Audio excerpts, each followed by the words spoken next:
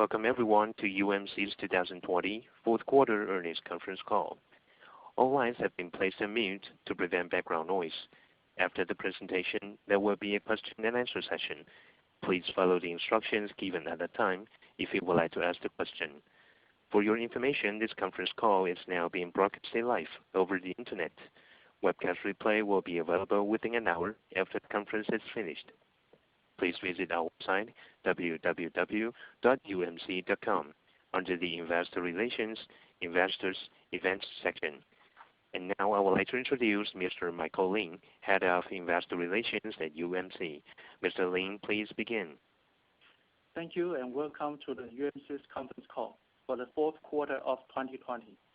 I'm joined by Mr. Jason Wang, the President of UMC, and Mr. Chi-Tung Liu, the CFO of UMC. In a moment, we will hear our CFO present the fourth quarter financial results, followed by our President's key message to address UMC's focus and the first quarter 2021 guidance. Once our President and the CFO complete their remarks, there will be a Q&A section. UMC's quarterly financial reports are available at our website, www.umc.com, under the Investors Financial section. During this conference, we may make forward-looking statements based on the management's current expectations and beliefs. These forward-looking statements are subject to a number of risks and uncertainties that could cause actual results to differ materially, including the risk that may be beyond the company's control. For this risk, please refer to UMC's filing with the SEC in the U.S. and the ROC security authorities. Now, I would like to introduce UMC's CFO, Mr. Chi-Tung Liu, to discuss UMC's fourth quarter 2020 financial results. Thank you, Michael. I'd like to go through the Q4 2020 investor conference presentation material, which can be downloaded from our website. Starting on page 3, Q4 of 2020, consolidated revenue was 45.3 billion NT, with a gross margin at 23.9%.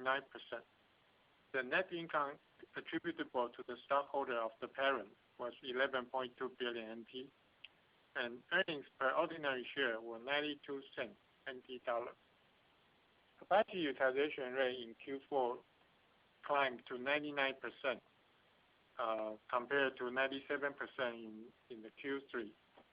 And if you turn to page 4, our quarterly comparison financial performance, revenue increased about 1% after the NT dollar impact reached 45.3 billion NT. Gross margin 23.9% or 10.8 billion NT. Because of some employee-related compensation and also share-based scheme, our operating expenses increased to 6.3 billion in the fourth quarter of 2020. And as a result, operating income is around 5.6 billion or 12.4%.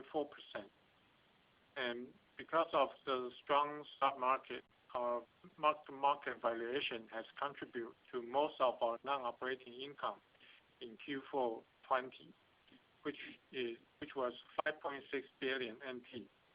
So our net income in Q4 last year was 10.9 billion, and the net income attributable to the stockholder of the parent is 11.2 billion. EPS is 0.92. On page 5, which is the year-over-year comparison, our revenue grew 19.3% in NT dollars to 176.8 billion. In US dollars, the growth rate was roughly around 26%. And among the growth, around half is contributed by the combination of USJC in Japan. And gross margin grew to almost 8 percentage points to 22.1% or 38.99 billion NT. Operating expenses is similar to the revenue we also have some combined expenses from USJC, an increase year-over-year around 6.6%. And operating income grows 369% to 22 billion NT. Gross operating margin rate was 12.5%. Net non-operating income is around 5.9 billion, which is a similar reason as the Q4 result. And net income attributable to the stockholder of the parent for the full year was 29.2 billion, or 16.5%. And full year EPS is 2.42 NT dollars per share. So on page 6, our financial balance sheet highlights.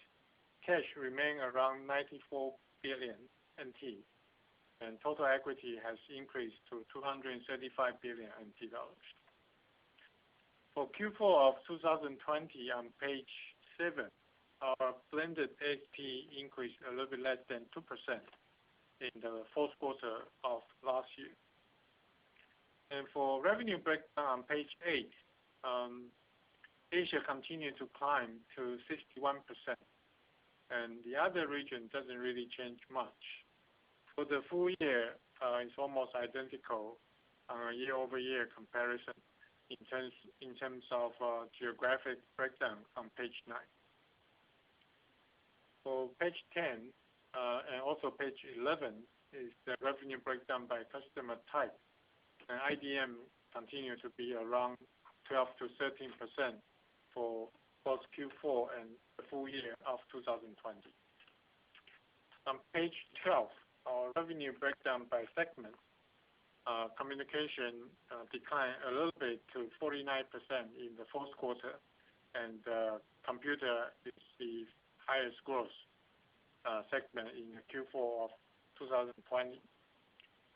Again, for the full year segment breakdown on page 13, that ratio didn't really change much on a year-over-year comparison. On page 14, our 28 nanometer percentage of revenue continued to increase. In Q4 now is around 18% of our total revenue. For the previous quarter, 28 nanometer revenue was 14%. And for the full year, 28 nanometer net revenue grew from 11% in 2019 to 14% in year 2020. Page 16 is our capacity breakdown table per fab. Because of the shorter working days and also Chinese New Year holidays in Q1 2021, our available capacity is a little bit less than that of Q4 2020. However, we continue to expand our capacity mainly in our 12A, 12X, as well as Hejian AN and also 12N. So for the full year capacity, we continue to see quarterly growth starting from Q2 of 2021. For our annual CapEx budget, current forecast is around $1.5 billion for 2021, and the breakdown is about 85% 12-inch related, and also mainly focused on 28 nanometers. So the above is a summary of UMC's result for Q4 2020. More details are available in the report, which has been posted on our website. I will now turn the call over to President of UMC, Mr. Jason Wang. Thank you, Chi-Tung. Good evening, everyone. Here, I would like to update the fourth quarter operating result of UMC. Our business traction in Q3 carried over into Q4, lifting utilization rate to 99% and rising wafer shipment to 2.3 million 8-inch equivalents. The stable capacity utilization was driven by robust market demand on consumer and computing-related applications, such as Wi-Fi, digital TV, microcontroller, and power management IC. For full year 2020, UMC's revenue grew 26% in US dollars, while operating income surged to NT 22.01 billion, reflecting solid utilization rate across both 8-inch and 12-inch facilities and optimization of our blended product mix. In particular, our enhanced 12-inch product mix primarily resulted from the substantial pickup in 28-nanometer wafer business, as well as our successful integration of USJC 12-inch operation. Looking into the first quarter, stable demand outlook will lead to an incremental increase in wafer shipments and blended ASP in US dollars. However, due to the continuing unfavorable foreign exchange rate, we anticipate the appreciation of the NT dollar will offset more than half of the implied growth project for Q1. For full year 2021, UMC continues to share the foundry industry's positive view in wafer demand. Hence, we will continue with the company's disciplined and measured CapEx strategy by allocating a budget of US $1.5 billion to accommodate the strong demand outlook in advanced technologies. Let's move on to the first quarter 2021 guidance. Our wafer shipments will increase by approximately 2%. ASP in US dollar will increase by 2 to 3%. However, the surging NT dollar will wipe out more than half of the implied revenue growth as reported earlier. Now, allow me to explain in Chinese as well. 在第一季的展望中，超过半数的季营收成长将会因为新台币升值而消失。Gross profit margin will be in the mid-20% range. Capacity utilization rate will be at 100%. Our 2021 cash-based CapEx will be budgeted at US $1.5 billion. That concludes my comments. Thank you all for your attention. Now we are ready for questions. Yes, thank you, Mr. Wang. And ladies and gentlemen, we will now begin our question and answer session. If you have a question for any of today's speakers, please press 01 on your telephone keypad and you will enter the queue. After you are announced, please ask your question. If you find that your question has been answered before it is your turn to speak, please press 02 to cancel the question. Now please press 01 to ask the question. Thank you. And our first question is coming from Randy Abrams, Credit Suisse. Go ahead, please. Okay, yes, thank you. Good afternoon and a good result. I wanted to ask the first question on the shipment and ASP outlook. First on shipments with utilization now at 99%. Can you discuss how much growth, additional shipment growth you can squeeze out this year from your capacity? So if you could give a sense on how much capacity additions through the year you'll have on 12-inch and 8-inch. All right. So first, thank you. And for the guidance of Q1, we project the wafer shipment will increase slightly, and primarily due to a higher utilization rate driven by the strong demand as we reported earlier. We already at 99%, but we project Q1 will be 100%. So the ASP, yes, right. Okay, maybe just to follow up first on that. I guess the follow-up through the year, since you'll be at 100%, could you discuss the capacity additions? Because I know you had Xiamen coming on, so when the additional capacity will be available, if you could discuss on 12-inch and then debottlenecking mature nodes, like how some of these fabs may ramp to add capacity through the year. Well, from a year-over-year standpoint, the 2021 capacity will grow about 3% in 2021. Okay. And, yeah. And that will split between the 8 and 12-inch. The 8-inch due to the limited clean room space, and we're only doing some of the optimization and productivity improvement, so that will probably be about 1% increase from 8-inch, and the 12%, about 5% from 12-inch. Okay. Actually, a follow-up, and then I'll get to ASP. On the 8-inch, where there's very limited space, there was discussion a few months ago about purchasing 8-inch capacity from Japan. Could you discuss, I guess, opportunity to acquire capacity, or otherwise your view to grow the customer base on 8-inch? Is your plan to eventually find a way to add capacity, or is it to transition customers into 12-inch? Well, I mean, that's, first of all, from the 8 inches greenfield, from our existing clean room space, there is a limitation there, okay? And as far as the inorganically, we are unable to comment on any guess or speculation, but we are always open to exploring new opportunities as long as they can enhance our shareholders' benefit. So we are open to the inorganic approach. The comments of your question about if we can migrating the 8-inch to 12-inch, that is an ongoing effort.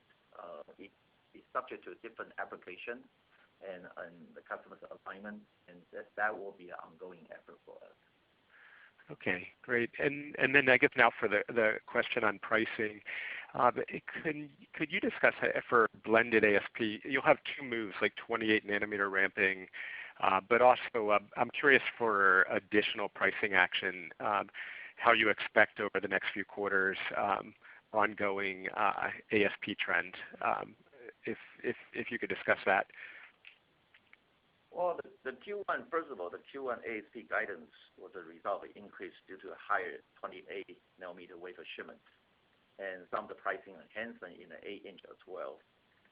The technology migration in the 12-inch business, we're migrating some of the product into a different, the next node. The overall blended ASP will increase about 2 to 3% quarter over quarter in Q1 in our guidance. For the ASP, we always keep commitment to our long-term customer. So, however, we do believe the ASP should reflect our market value based on the technology's competitiveness, as well as our manufacturing excellence, and along with our commitment to our customers. So therefore, the ASP is more of a result of many different factors.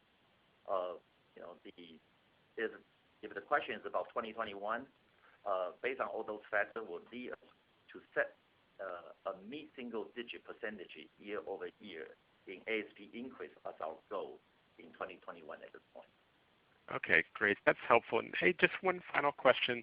The earnings with some of the non-operating income at 242, how would that translate? Because your payout has always been a target to be a high percent, but the earnings grew quite a bit. So if there's a framework to think about payout off the higher earnings you generated. We of course will continue high payout dividend policy, and I think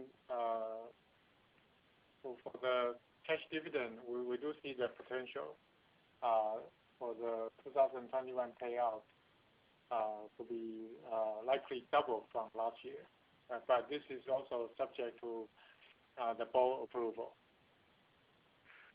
Okay, great. Thanks, Chi-Tung, Jason. And the next question is coming from Sunny Lin, UBS. Go ahead, please. Hi, thank you for taking my question. Congrats on the very good results. Number one, for your CAPEX, it's quite a bit above the level in last few years. So I wonder, under the 5% expansion for your 12-inch, what specifically 28 is going to expand for this year? In 2021, 28 nanometer capacity will increase by 20% year over year. Got it. So that's a bit above what you guided before. I think previously you were guiding for from 40K wafer per month to about I think 52K wafer per month by middle of this year. The 28 nanometers total capacity combining the high-K and polysilicon, we have about 45.6K per month at the end of Q4 in 2020. And we are projecting by end of Q4 21, will be 59.3K per month. Yeah, some of the new 28 nanometer capacity also come from the transition of 40 nanometer capacity, so may not be all greenfield. Got it. So a very quick follow-up. How does this change your expectation on depreciation for this year and next year? The depreciation curve still will be trending down, as we mentioned before. Of course, the slightly higher capacity in 2021 will, of course, alter the depreciation curve for the next few years, but not that much. So we still expect to see about 5% decline year over year in depreciation for 2021, and the decline rate should be more in 2022, followed by even more significant decline in 2023. But let's focus on 21 and 22 first. Got it. Thank you. And my second question is on mature 12-inch.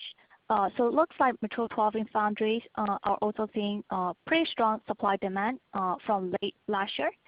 So following our some of the price negotiation on 8-inch, should we also expect some price hike for 12-inch in following few quarters? Well, the earlier quarter ASP projection for the year is a blended ASP reflect the combination of 8-inch and 12-inch price in the 8-inch equivalent. So that will be a good reference for you to use. Got it. Thank you. Very helpful. And next we'll have Roland Shi of Citigroup for questions. Go ahead, please. Hi, good afternoon, and congrats for the good result. First question, you said your first quarter capacity is loaded under 100% utilization. So is this 100% across the board, for all technology nodes? Or I think my question specifically is about 28 and the 40 nanometer. So compared to your average 100% utilization, how about the capacity on 28 and the 40 nanometer doing in first quarter? Well, the overall is 100%, and both the 8-inch and 12-inch are full at 100%. So the most of the nodes are full. Okay. Yeah, most nodes are full. How about the 28 and the 40? They both are full. Okay, both are full. Okay, thanks. Yeah, and second question is for your gross margin. So your revenue last year already achieved a record high. I think there's still room for gross margin to reach a last peak level around 30% in 2010. So how do we expect your margins in the maybe next 1 to 2 years? How soon will the gross margin go back to 30%? Thanks. Yeah, we kind of, maybe I can answer first. Basically, every 1% increase in ASP will contribute more than 0.5% gross margin. Mm-hmm. So it really depends on how much ASP increase.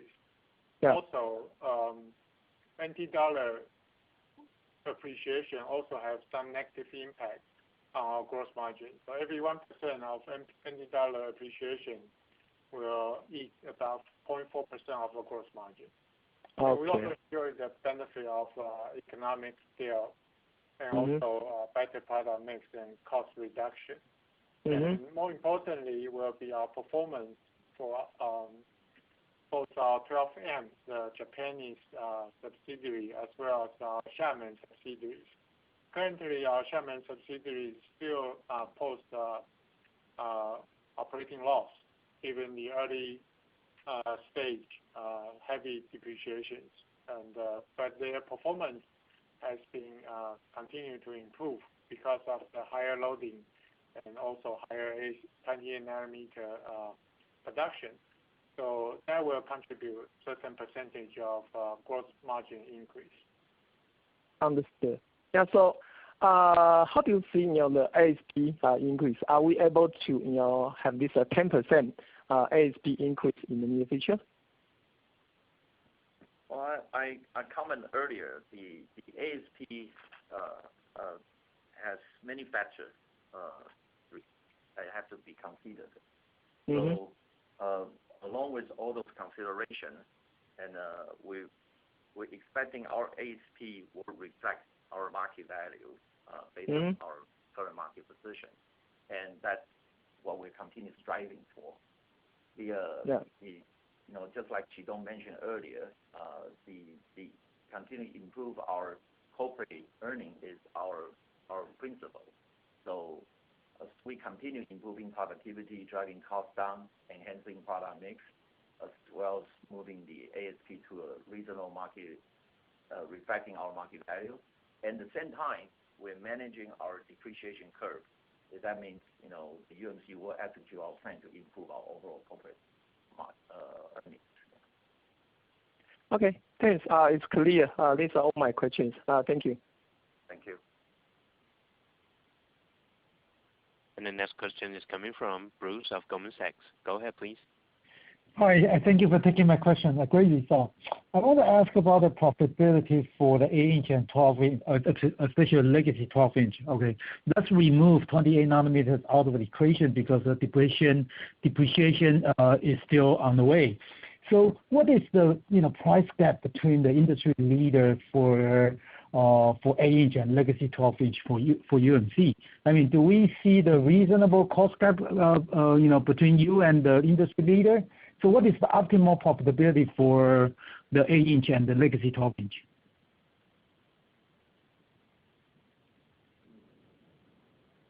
Well, I mean, that's an interesting question.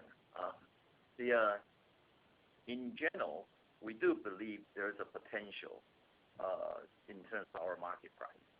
Okay, again, the ASP result from many different factors I mentioned earlier. So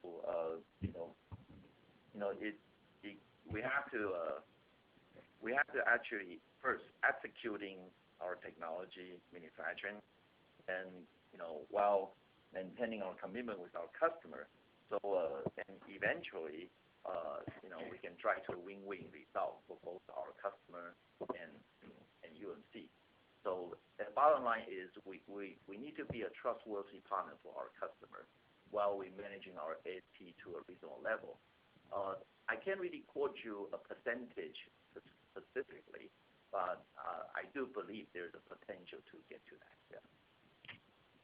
Let me ask a question in a different way. I mean, when the company tried to do that list IPO in China, you do provided your Hejian's profitability, which is for mid-30s% in terms of the gross margin. So compared to TSMC for the 8-inch, which is around 50%. So the profitability gap is about 15%, which make me reasonably assume that the price gap or some kind of cost gap, right? I mean, given the current situation or given your execution has been improved, the cost structure has been improved.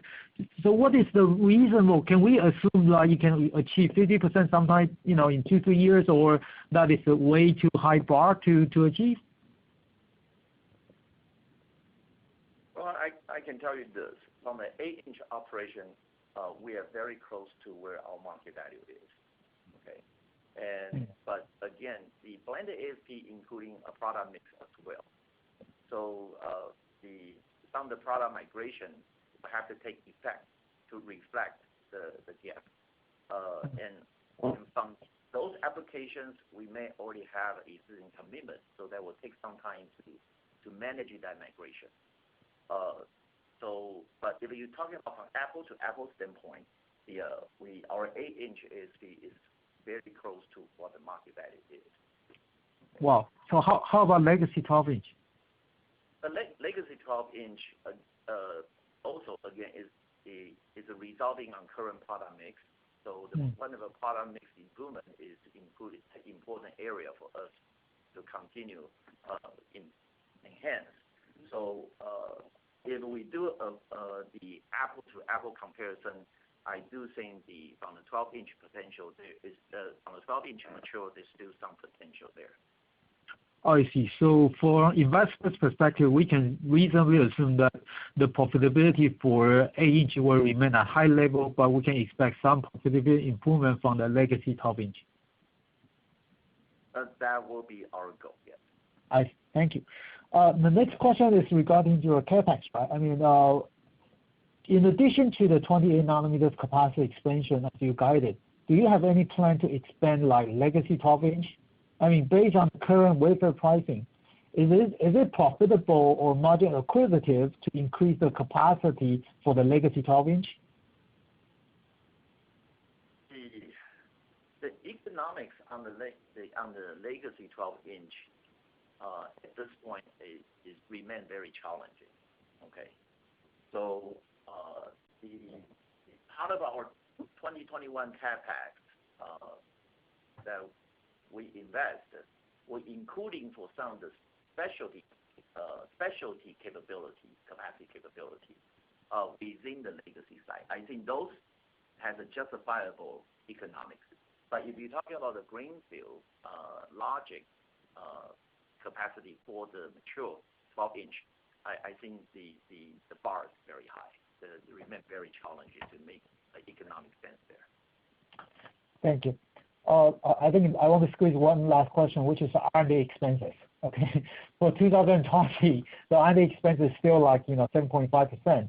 So what is the target for 2021 and maybe in 2022? And the absolute R&D expenses actually went up in 2020 versus 2019. I mean, after stopping the advanced R&D for the advanced node. So can you provide me more color, about that this R&D expenses increase other than the higher employee bonus? That's a very good question. I mean, let me see if I can answer it this way. It's our belief, and our goal. We want to strive to become a leading pure-play foundry in some particular application with one comprehensive process solution, okay, and manufacturing excellence, and sizable capacity offering in both 12-inch and 8-inch fabs, and along with our strong client portfolio. We think with that, we can actually help UMC to become an important player in this industry. The foundry capacity has been tight for some time, as we all know. The tightness in capacity availability is more pronounced in the 8-inch advanced and the 12-inch mature. And demand from those nodes significantly outpace the growth in capacity. Okay, and we believe the supply and demand imbalance could likely lead to a structural shift in the semi market dynamics.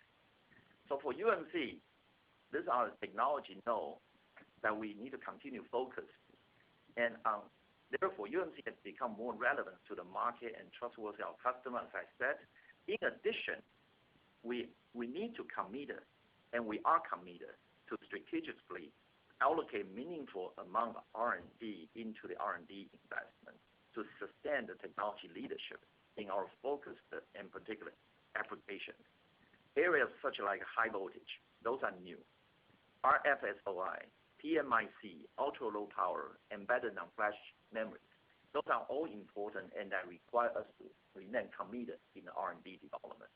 So that will give you some idea why we're looking at that, as a continuous effort. So can I say that those investments will be the key for you to improve your legacy 12-inch profitability? Yes, you can say that. Not only the probability, also the continuous stable high utilization rate. Understood. So what is for the modeling purpose, can you provide some, target as, for R&D expenses as a percentage of revenue in 2021? Yeah, I think for 2021, even and beyond, our goal is really to keep the OPEX at a similar percentage as the last few years, and same for R&D. And hopefully, our revenue growth will provide more resources to all the related operating expenses items. Okay, thank you.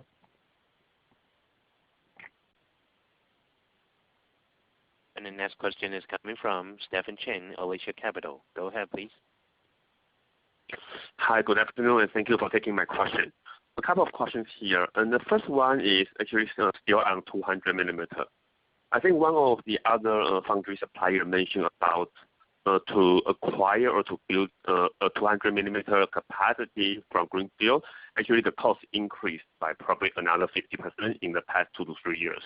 So I'm just wondering, in your thought, what kind of 8-inch or 200 millimeter ASP will be can justify if we are going to acquire a new fab or to start from the greenfield? Well, this is really hypothetical, so it's difficult for us to answer the hypothetical questions. So let me answer you in a different ways. We see potentials to bring value to our current customers as well as our shareholders if we acquire a similar fab like we did for USJC. So that has been bring value to our customers as well as to our shareholders. So that has been our benchmark for the future acquisition. If there's any, we will pretty much follow a similar guidance. So the question you raised is really too many factors. For us, I think the ultimate baseline is to see if they can bring value to our shareholders and customers. Okay, fair enough. Thank you. Another question is, so in Q4, your 28 nanometer revenue was already 18%. So do you have any goal, or if there's any ballpark number in this year that you think we can provide us as a reference?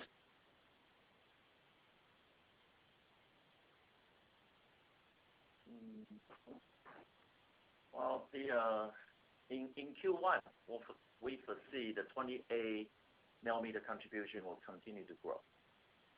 And if you're talking about the target, our goal is, we believe the 25% contribution is achievable after our new 28 nanometer capacity come online.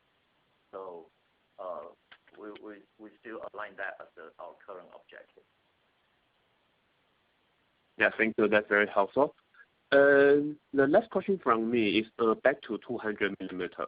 So we know it is a very busy capacity right now. So I'm just wondering, as of this moment, do you still have the luxury, or do you still leverage the chance to continue to optimize your product portfolio within 200 millimeter? And if we look at this on the structural basis, let's see in the next 1-2 years, how do you think this will alter on your 200 millimeter ASP as well as the profitability? Well, again, that's the ongoing efforts, and along with the productivity improvement and the product mix enhancement, I think that will be the continued effort for us to improve our 8-inch results and performance. The current 8-inch capacity within UMC is mainly due to the limited clean room availability. So that's why we focus on productivity improvement and some of the bottlenecking efforts. And we also talked about earlier that we were always open to explore viable options in the 8-inch space as well. So those will continue seeking those opportunities. Given the current market, strong market demand, I think the inorganic approach has less possible. So we have to concentrate and draw our attention to our internal effort first. Understood. Thank you very much. That's very helpful. A very good result. Thank you. Thank you. And next one is from Ziho Ng of China Renaissance. Go ahead, please.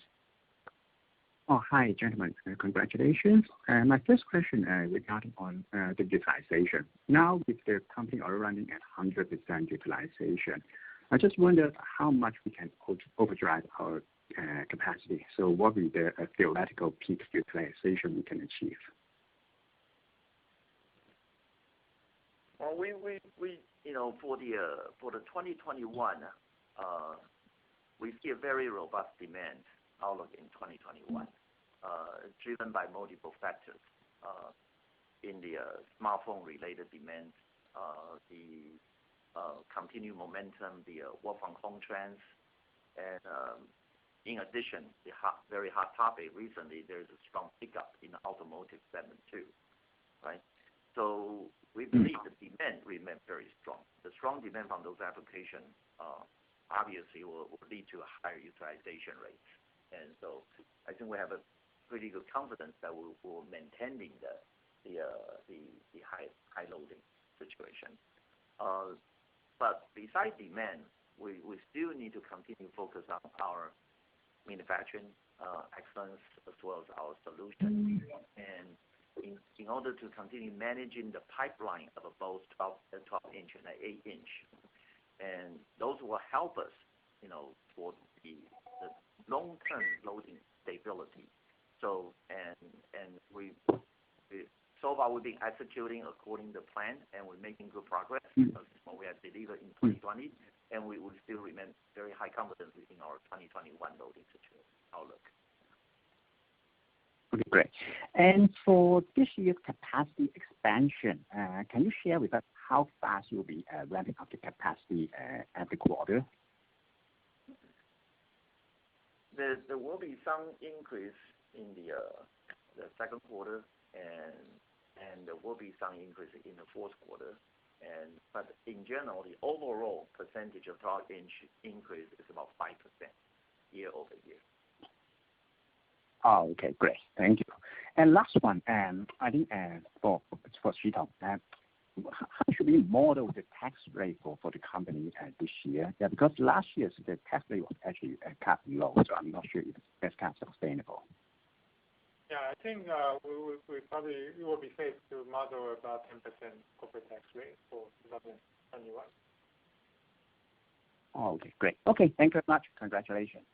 Thank you. The next question is coming from Sebastian Ho, CLSA. Go ahead, please. Hi, thank you for taking my questions. So first question is, I think there's a lot of talks recently about the auto chip shortage, which has affected the global car production, and hence also media reported many governments have approached Taiwan government and TSMC specifically mentioned for causing such shortage. But we don't see much mention about UMC, but we know that UMC also have some exposure here. So curious about if you can elaborate what's the company's exposure to automotive here, particularly for those power management microcontroller units, chips that are severely in shortage right now, and also whether you are seeing a similar situation, i.e. the shortage issues with your major IDM customers here. Thank you. Well, I mean, we reported last quarter, we see a recovery of the automotive market space, and so we definitely see the auto recovery from the end of the last year, and the momentum has continued.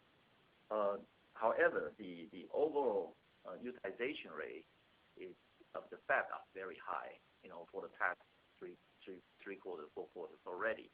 So despite the fact that UMC's fab is operating at 100% utilization rate, we are aware of the inquiry from the automotive market, and starting from Q4 last year, and we are aware of our position in the auto supply chain as well. And our current plan with that area is we will try our best effort to help the chip shortage within that supply chain, and we have been doing that starting from beginning of this year. Okay. So what you said is that you are trying to allocate more capacity or expand capacity to mitigate the shortage impacts for automotive customers specifically?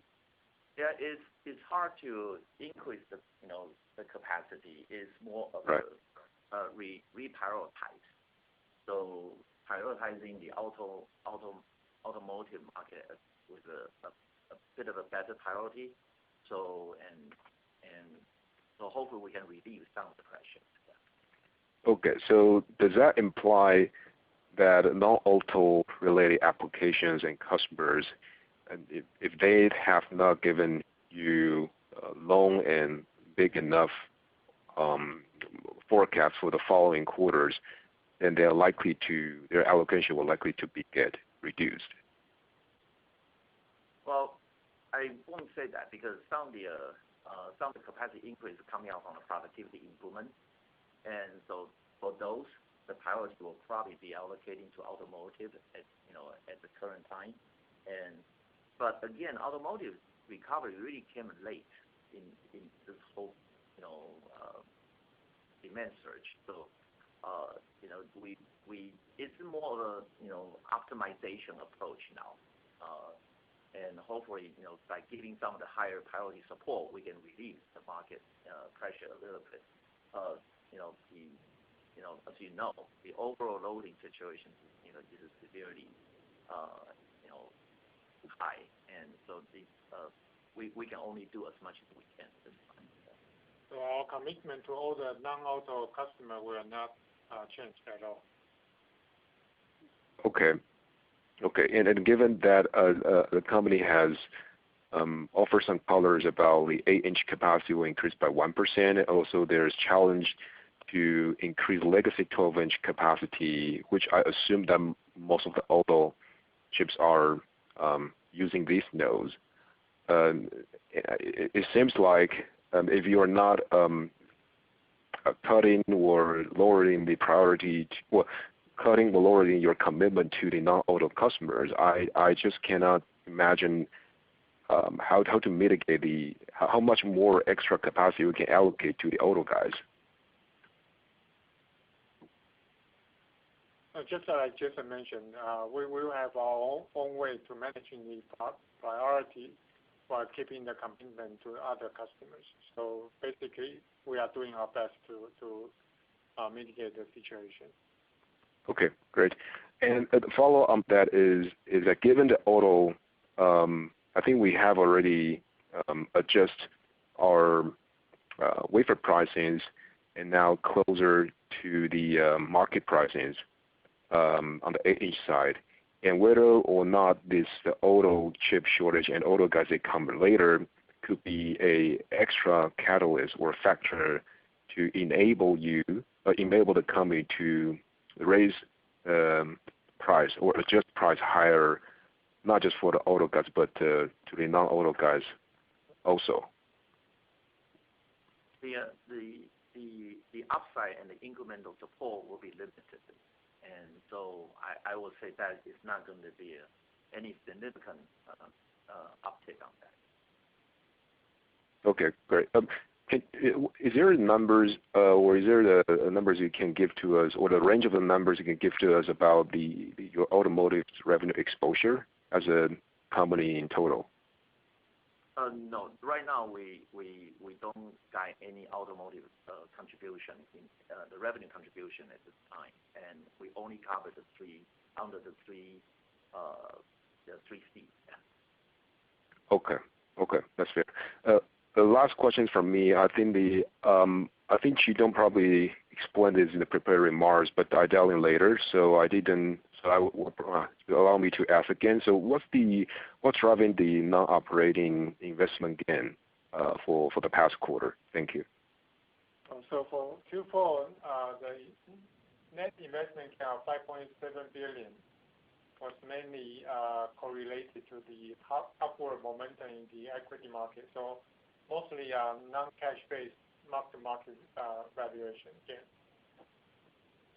Okay, of all this equity holding you have. Yes. Okay, thank you. The next question is coming from Rick Shi, Daiwa Securities. Go ahead, please. Yeah, hi. Good evening, guys, and congratulations for your strong results. I just got one question for my modeling purpose. How much government subsidies do you expect to receive throughout the whole year, and how much longer would that sustain? It should be similar to that of 2020. And the continued subsidy recognition should continue all the way to maybe 2023. Okay. All right. Thank you so much. Yeah, that's all I have. Thanks. And next we'll have Charlie Chan of Morgan Stanley for questions. Go ahead, please. Thanks for taking my question. Hi, good afternoon, gentlemen. So first of all, we have a lot of discussion about the supply bottleneck. You try to reprioritize the auto, chip production.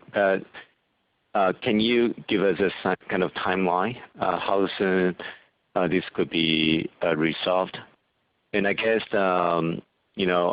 is there any way to judge how real is the demand? Because during a shortage, customers tend to double book. So can you give us some insights about these questions? Are you referring to the automotive market or just? We probably won't be able to give you an auto segment outlook, but we can give you an overall. Yes. Overall. Yep. Yeah. So the overall market, at this time, the pace of the demand growth has surpassed the rail capacity increase, as we all know. However, we do look at from the inventory side, we do see a decline in semi inventory in the past 2 quarters.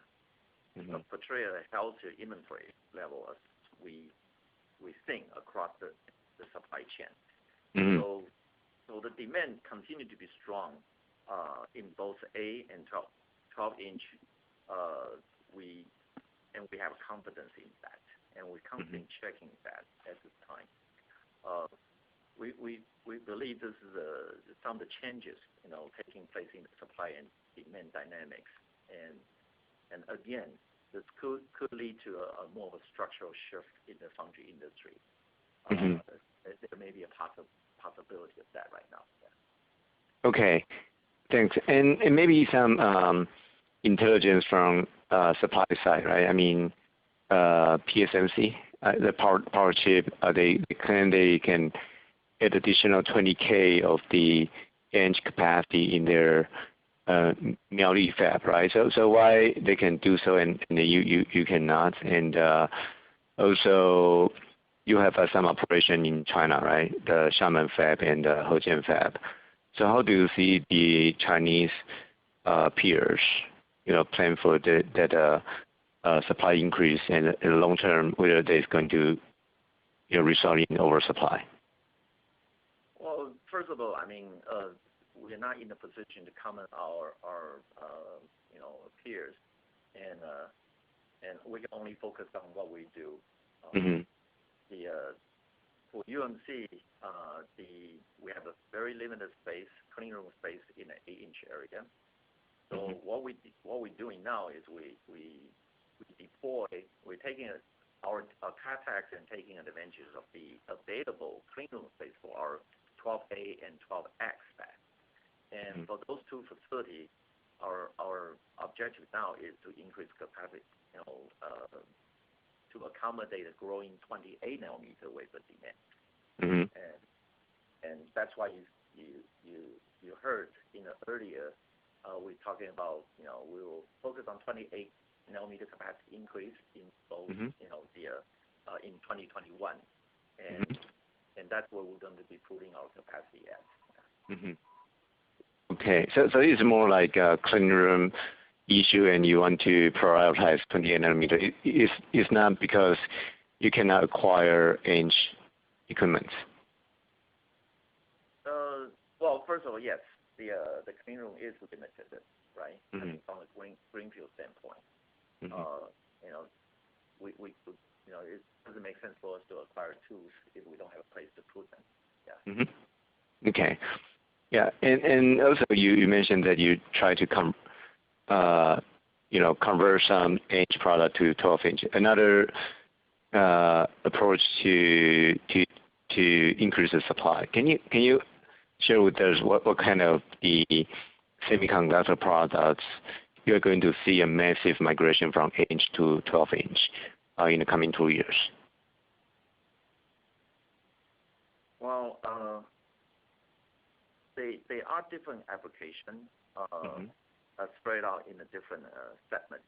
So, for example, we see the all-round PMIC solution, the covering from both 8-inch and 12-inch, and we see the RF SOI application migrating from the 8-inch to 12-inch. So they are various applications. They continue doing that. But we also see a continued pipeline going into the 8-inch as well. So this is, we just have to continue managing the pipeline, the product pipeline from both 12 and 8-inch. Yeah. Okay, that's very helpful. And lastly, maybe question to Chi-Tung. Can you give us kind of full year, gross margin guidance? Sorry if I miss it, and also the lawsuit with Micron. I know you already settled with the U.S. Justice Department, right? But how about the lawsuit with Micron? And are you going to settle with the counterpart? Thank you. We don't have full year guidance for gross margin. We do have one first quarter gross margin guidance, which is in mid-20s. So hopefully we will take it from there. And for the lawsuit, we don't have any comment. If there's any significant development, we will discuss them accordingly in a timely manner. But may I assume that the gross margin can gradually improve from here because the FX impact? Sorry, I'm not sure. About FX impact is kind of a 1 quarter impact, or assuming that the FX rate is the same for 2Q, would that negative impact on gross margin carry into 2Q? And also the depreciation trend. Can you kind of comment on the quarterly trend of depreciation, FX impact, and also the positive impact from the your wafer pricing, so we can kind of get a sense about the full year gross margin trend? Thank you. The depreciation will go down quarter over quarter. As I mentioned earlier, this year we expect the full year depreciation to decline by roughly 5%, and next year a little bit more. As for the gross margin guidance, again, unfortunately, I don't have a crystal ball for the currency, so we can only give the current situation for first quarter, which is again mid-20s. Okay. Thank you. It's super helpful. Ladies and gentlemen, we're running out of time, so we're taking the last one. And the last question is coming from Randy Abrams, Credit Suisse. Go ahead, please. Okay, yeah, no, thanks for fitting me in at the end. Hey, a few follow-ups. First on the CapEx, where before you were at $1 billion in underspending, and I think part of that your 28 wasn't full. With the move to $1.5 billion, should we expect that's a new range? Like you're growing mid-single digit with about $1.5 billion spend. So is that the framework to go on, or do you even see a scenario that with the focus on 28, it could even start to push a bit higher? Well, Randy, the first comment I have is our stated ROI-driven CapEx strategy that did not change. So we'll continue following that principle. So despite the needs, the upside in customer demand and forecast, even with the 28 nanometers, the market situation is not the only consideration factored into our 2021 CapEx budget. Our plan right now is we want to focus on maintaining UMC's market relevance and increase the customer stickiness and base our value proposition, our solutions, and the manufacturing, and as well as the critical mass on our capacity offering. So this is this strategy and the principle. It requires us to follow a rigorous evaluation process, right? So we continue doing that. Okay, and so we have quite a bit of boundary to do that, to make sure that we deploy the right amount of the CapEx. At this time, it's 1.5 billion, and for the upcoming next year, we'll provide that guidance when we're ready. Yeah. Okay, great. If I could ask on the SMIC, it looked like there were a lot of fears 3-6 months back of restriction of U.S. tools, and now with the latest, they may get access to mature tools. I'm curious from a market dynamic, did you see any accelerated kind of diversification efforts, and have those efforts slowed down or reversed? Well, I mean, first of all, prior to any of the export restriction, the wafer demand was already very strong. The demand situation remained strong as we have confidence this will last throughout the entire 2021, and driven by many of the demand momentum. So I haven't seen much of a change from that, and even with what the media or any speculation in terms of the approval in the legacy, we can't comment on the competitors or any media speculation, but the way we see it is we believe the semi demand now is surpassed the supply, and it's in our view this is not related to any development of export restriction at all, and so so I think our competitiveness advantage is going to be on our own capability, and it's not going to be on any top, on the geopolitical or trade dynamics. Okay. And one other question. I think a quarter ago there was still some underutilization in the Japan fab, and also from a little bit lower CIS. Has that loading now picked back up, or is there opportunity to get some of the automotive customers for that fab if it's not quite full? Yeah, you have very good memory. Yeah. Yeah.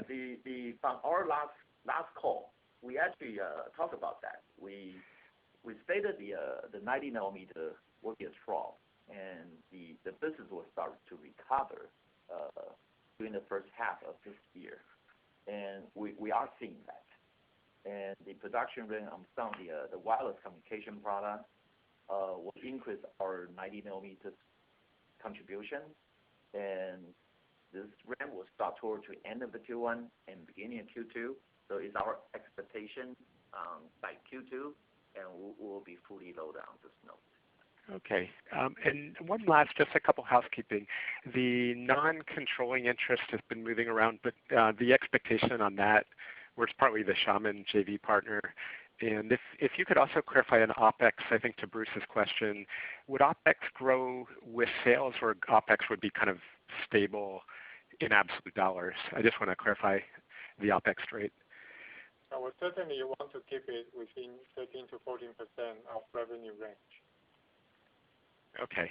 And then for the non-controlling interest, is there a way to think how that would trend? If you get closer to break even, that minority interest would come down? That's right. That's correct. Okay, great. Okay, no, thanks. That's all my questions, and good job and good luck this year. Thanks. Well, thank you for all your questions. That concludes today's Q&A session. I'll turn things over to UMC Head of IR for closing remarks. Thank you, everyone, for dialing this conference today. We appreciate your questions. As always, if you have any additional follow-up questions, please feel free to contact UMC at ir@umc.com. Have a good day. Thank you, Mr. Lin. And ladies and gentlemen, that concludes our conference for fourth quarter 2020. Thank you for your participation in UMC's conference. There will be a webcast replay within an hour. Please visit www.umc.com under the Investors Events section. You may now disconnect. Goodbye.